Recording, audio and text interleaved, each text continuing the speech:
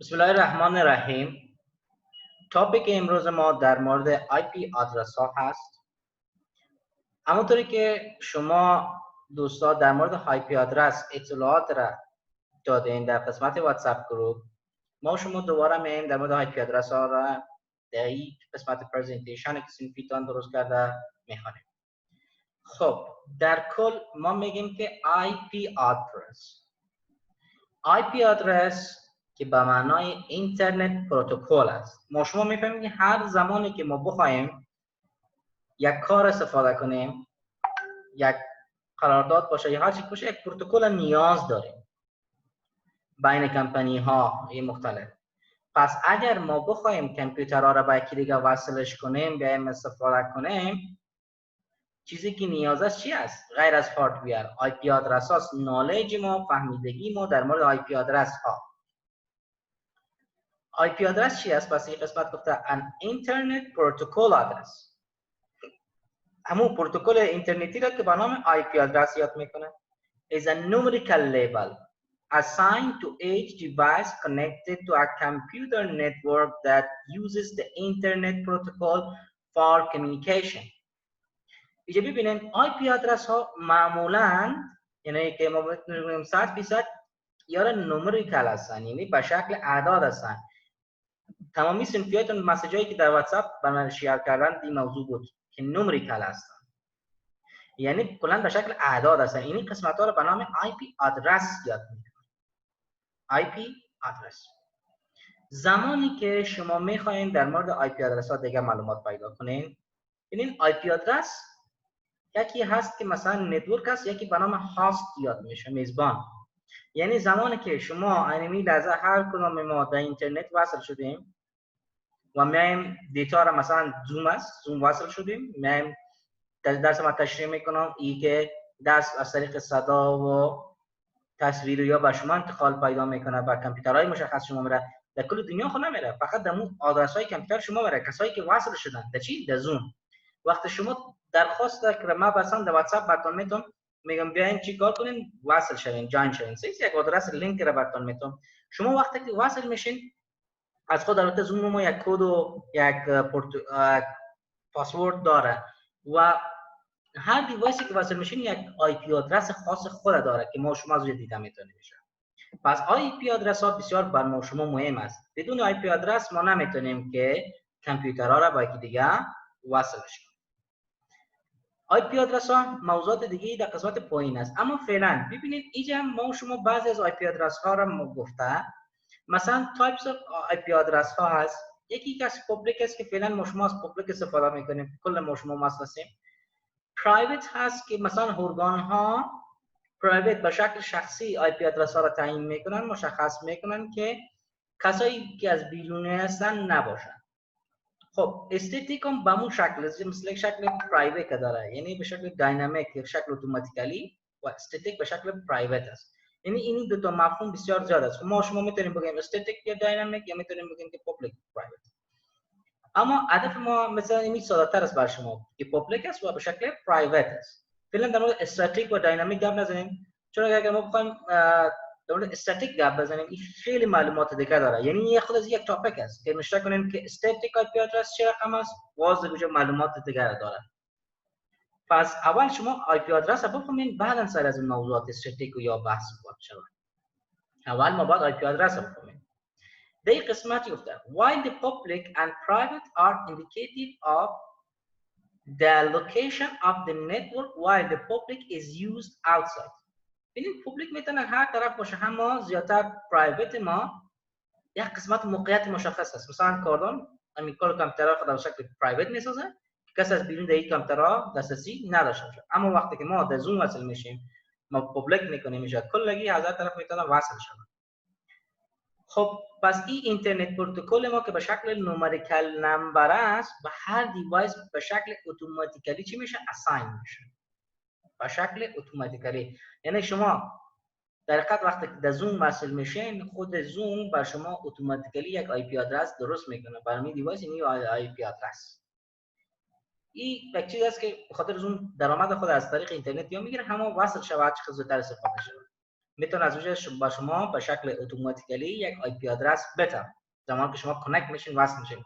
و به خاطر وقتی کانکت میشین ما تا قبول میکنم یک دقیقه در بر میگیره تا که وصل میشین.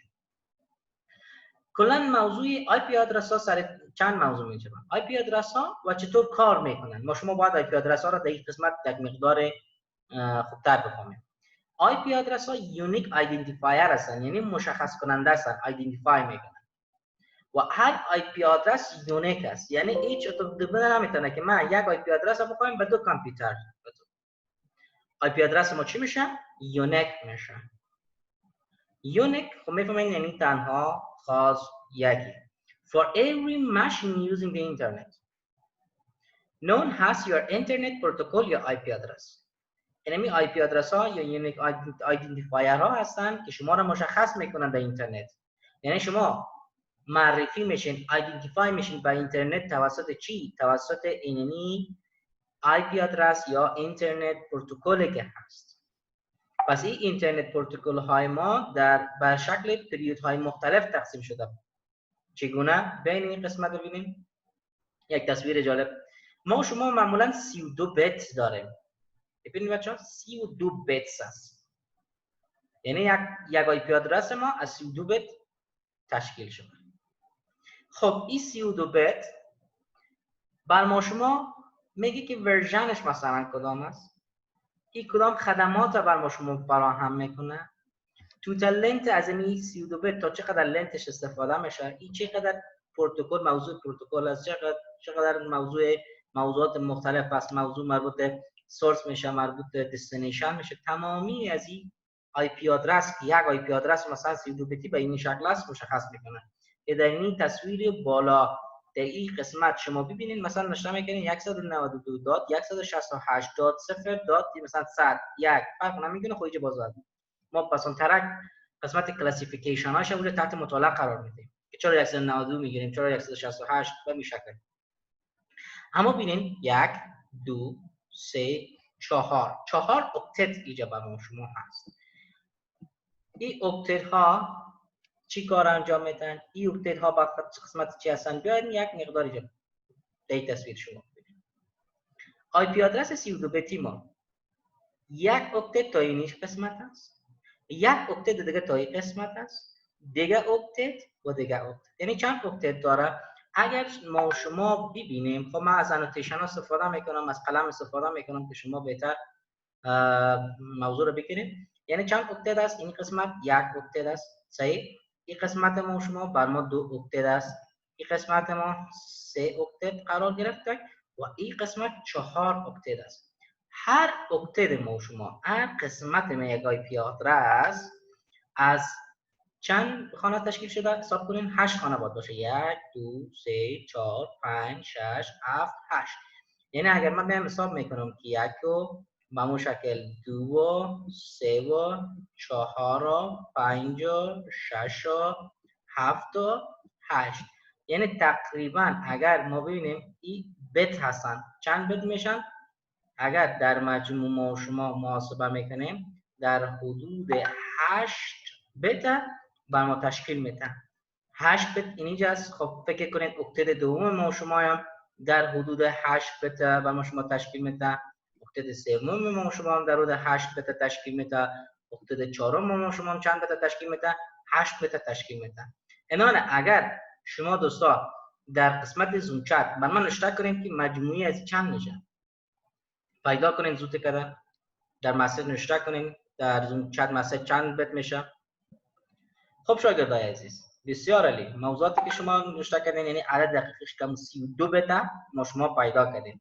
یعنی وقتی که بیایم 8000 در 8000 در 8000 در 8 بزنیم در قبل مسئله یا جمعشان کنیم 188 28 16 38 24 4 32. پس 32 بیت ما شما در اینجا تونستیم تشکیل بدیم. حالا یک موضوع دیگه ای که هست، مثلا ما شما در یک آی پی آدرس های ما شما از چند کلاس تشکیل شدن، چند کلاس دارن. کلاس A، کلاس B، کلاس C، کلاس D، کلاس E. ما بر شما گفته بودم پیدا کنیم که چند کلاس است و هر کلاس ما از کدام عدد شروع میشه و تا به کدام عدد ختم میشه. اینجا شما باید متوجه باشید. اگر شما میخواین نتورکینگ کنین، نتورک ایجاد کنین، آی پی آدرس خاص دل خود نمیتین، طبعا باید شما فهمیده بتونین. یک موضوع دیگر رو من بر شما بگویم. این قسمت زمانی که این صفر است، یعنی حتمی یک خانه از این خوب باید باشه، چون نتورک یعنی یک نتورک خوب باید داشته باشه. صحیح؟ یک بیت از این حتما به خاطر نتورک مانده. انانه وقتی که ما نتورکینگ شروع میکنیم، آی پی آدرسینگ شروع میکنیم، آی پی آدرس ببینید 1000 یعنی میتونه اینی اکتید اول یک اکتیدتان 1 باشه، 000 باشه، دیگه اکتیدهایتان نمبرش هم میشه 0. یعنی اولین بایتی که هست، یعنی 8 بیت تقریبا چند بایت میشه؟ تقریبا 1 بایت میشه. صحیح؟ ما وقتی که میبینیم 8 بیت ما در حدود یک چند است؟ 1 بیت است. پس فهمیده میتونیم تعداد تکس ما، خب من یک تکس بگیرم، بایت. صحیح دوستا؟ این قسمت ما خودش میکنم. یعنی متوجه باشین هر یا بایت رو میتونیم بگیم 1 بایت، من مکملش کنم. 1 بایت ما شما که به نام 8 بیت است مساوی چند است؟ بیت مساوی 8 بیتس میشه. پس چی ما شما 1 بایت بگیم و هر خانه از ایره که هم 1 بایت و 8 بیت است، ایره به نام اکتت یاد بکنم. رامین هم وصل شد. اکتت. صحیح؟ پس شما باید متوجه از این موضوع باشین که این قسمت به نام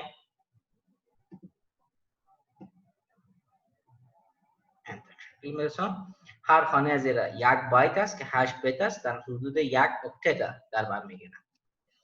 پس اینمی 1 بایت ما یا 1 اکتت ما، این خانه اولش وقتی که 1 میشه اینجا به شما عدد میرسه. و موضوعی که ایره ما شما وقتی که نمبرینگ میکنیم، چرا مثلا 0 از 1 و 2 3 تشکیل میشه؟ از ابتد اول از 0 شروع میشه و کل خانه‌های از این 8 بیت وقتی که روشن میشه فعال میشه را بر ما شما کشیده که 1 27 آخرین لیمیت از ای است. چرا؟ بار براتون میگم 255 255 یا 255 255 ما شما اینجا. خب حالا حساب کنین. به طور مثال اگر ما بگیریم که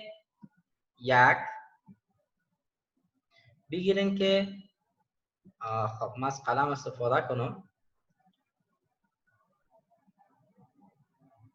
پن تول از این برنامه کجا هست؟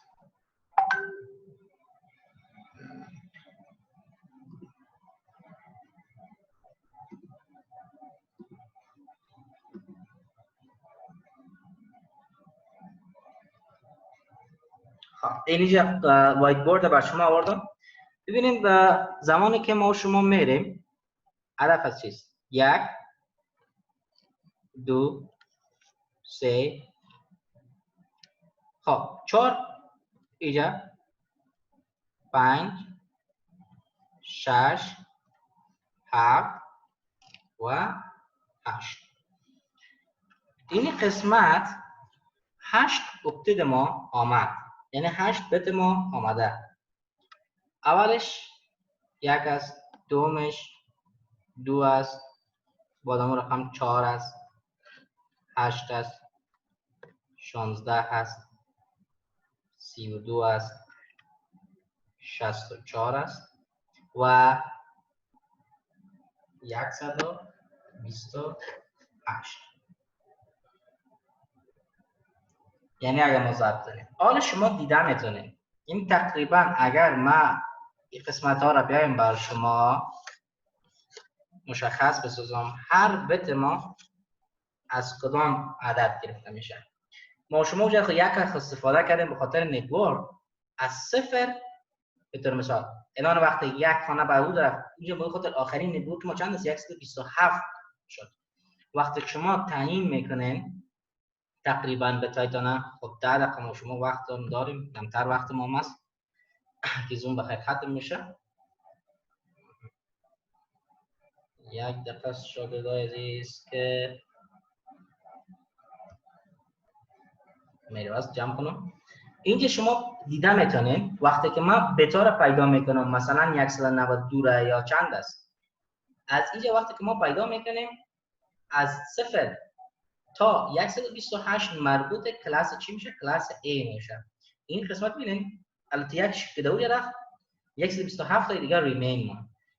اینجا سابمیت ماسک است پسونتر باتون پاس میکنم. اینو یاد دارین هاست میگن. پس ما یک نتورک تشکیل میدیم. نتورک کلاس A ما از 0 شروع شده تا 127 بر ما پیش میره و او 255 یعنی به این مفهوم است که تمامی این اعداد جمع کنیم 1 همراه 2 همراه 4 همراه 8 همراه 16 همراه 32 همراه 64 همراه 128. اگر تمامی از این اعداد ما جمع کنم چند میشه؟ 255 که کل اقتدای ما چی باشه؟ آن باشه. یعنی در حقیقت شما میگین چی میگین؟ میگین اینجا خب اقتدا ما چند است؟ 1 0 2 0 3 0 4 0 5 0 6 0 7 0 8 0 8 تا 0 داریم. او اقتدا کل 0 است نه؟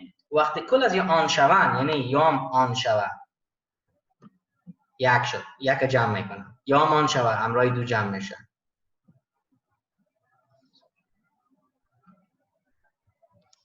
قسمت ما بیارم یعنی یک دو مان شود 3 خانه 3 خانه 4 خانه 5 خانه 6 خانه 7 خانه 8 8 خانه که وقتی که بر ما شما آن میشه تقریبا کل اینی اعداد بر ما شما اینی به طور روشن میشه. کل بطاره که ما جمع کنیم مجموعش چند میشه؟ 255. به این خاطر است یا به این دلیل است که ما شما میگیریم از یک مثلا خانه مربوط نتورک شد این قسمت هاستاش خب یک خانه را گرفتیم مربوط چی؟ نتورک.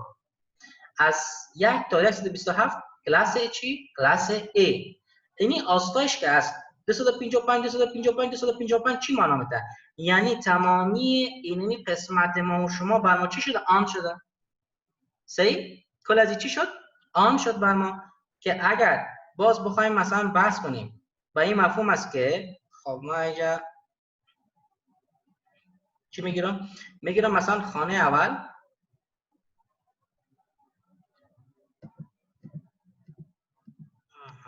استاپ تول یک تولی که بگیریم که خودش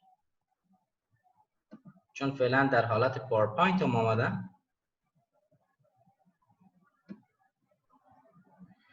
خب در اینجا ما شما میگیم وقت تمامی صفرها یک میشن بتا آن شد تا 255 مجموعه شد حتی از 0 تا 127 به خاطر مربوط نتورک یا تعیینش میکنن.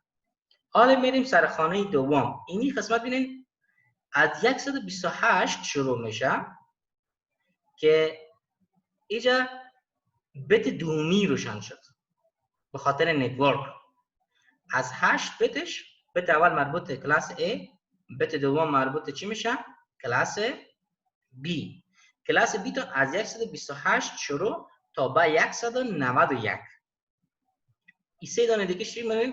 مربوط هاست است. اونم قدر کامپیوتر دیگر هم میتونه داخل وصل کنه. اونم قدر ما شما جمع کنیم. یعنی فکر کنیم این یک کامپیوتر باز 2 باز 3 باز 4 باز این خانه که پورا شد دیگه 255 تا دیگه 255 تا نتورک دو دیگه باز یک میشه. این تعداد که شما شمار کردم یعنی بسیار زیاد میشه. با مو رقم وقتی که ما یک عدد نشون میگیریم تا به این عدد میلیونی برسه.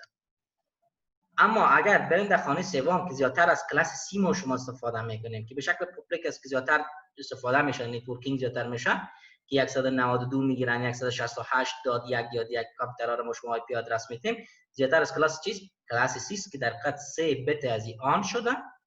بت اول، بت دوم، بت 3 مربوط به یک اکتت. دیگرش کلش مربوط هاستا میشه. البته در این قسمت ما شما تا 3 کلاس است. کلاس D ببینید چند بتش به ما شما شد؟ 3 تا دوجه 4 تا.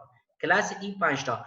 و اینی multicast addressing است و reserved for future use است. شما ممکنه ناسا یا بعضی بخواین بعد آینده از استفاده کنن، ما از این آی پی آدرس ها استفاده نمیکنیم. یعنی آی پی آدرس هایی که زیادتر استفاده میکنیم میشه از 192 شروع شده تا 223 کمتر با قدر آسای ما شما داریم. موضوعی که دیگه که در این قسمت هست، به خاطر وقت ما فکر کنم 4 دقیقه کمتر مونده که ختم میشه. اینجا متوجه باشین. خب من نمیفهم که شما در قسمت شیرینگ اسکرین ما آیا همین اسکرین شیر دارین ندارین؟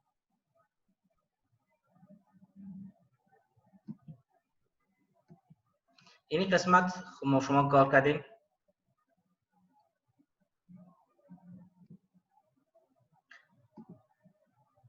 خب میم در سلاید بعدیتان identifying network and host ID. اگر ما شما پیشرفت در اون صفحه به شما کلش نشان دادم، خودی دوباره ببینید این در تصویری که سینفیتون براتون دانلود کردم میتونه باشه. identifying network، ما شما چند نتورک داریم؟ چند نتورک. حالا فکر کنید دو نتورک سه نتورک میشه چقدر نتورک تشکیل میدین؟ در هر نتورک به میشه شما چندین دونه هاست میتونید تشکیل بدید. هاست آیدی را. کلاس A تان نتورک آیدیش چی است؟ مثلا این قسمت اولی که ببینید بیت اولش هست 128، یعنی خانش چی است؟ 1 است، 2 بیت، 4 8 16 32 64 128 عددی که ما شما پیش را گفتیم که مجموعاً از 1 شروع تا 128 است. در کلاس A شما می‌بینید که کل این بیت‌ها فعلا آف هستن. این قسمت‌ها مربوط چی میشه؟ مربوط کلاس هاست آیدی میشه. کلاس B که رفتن، کلاس B متوجه باشین در کلاس B دو خانه اول مربوط نتورک آیدی میشه که میتونین این دو اکتت ما شما مربوطش میشه. دو اکتت مربوط کلان کلاس B میشه که از ما 128 گرفته تا 192 خورده پیش میره. کل از این مربوط چی میشه؟ کلاس B. کلاس C که شروع میکنیم ما شما از یک عدد. کلاس C اکتت اول، اکتت دوم، اکتت سوم. ببینید بازی قسمت هاستای ما چقدر کمتر میشه و تعداد نتورک آیدی های ما بسیار زیاد شد. وقتی نتورک آیدی بسیار زیاد میشه یعنی شما فکر کنید هر کدام از یک نتورک از یک نتورک میتونه که چندین و چندین دانه هاست آیدی را به شما چکنه وصل کنه، چون تعداد نتورک ها بالا رفته. یکی مولتی کاستینگ است که مثلا بعضی از به خاطر تلویزیون‌ها استفادهش میکنیم، میتونیم استفاده کنیم.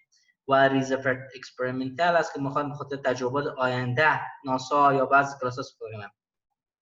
و مطلبی که در این قسمت بر شما گفته هی است که there are only few class A networks. در کلاس A شما چند نتورک بسیار کم داریم چون نتورک آیدی ما کم است. نتورک آیدی بعد من هاست آیدی است. اما تا دلتون بخواه هاست کامپیوتر را مونیتورینگ در قسمت وصل کنیم البته در یک نتورک. ویر هست کلاس C، اما در کلاس C مقایسه کنیم. نتورک آیدی، نتورک آیدی، نتورک آیدی. در کلاس C ما شما نتورک های زیاد داریم اما میزبان های کمتر است. این فرق کلاس A و کلاس B شد. خب شاگردان عزیز، این بود درس امروز ما در مورد identifying network و هاستینگ. امید که یک مفهوم را از این درس امروز ما شما گرفته باشیم. خب ریکاردینگ پاوز میکنم، ویدیو رو به شما اپلود میکنم. یادتان نره که امو چینل سابسکرایب و لایک کنین که چرا که در پلی لیستش بعد از این ویدیوها بر شما که میاد شما با خبر شوید که کدام ویدیوی درسی شما اپلود شده و کدام ویدیو درسی اپلود نشده.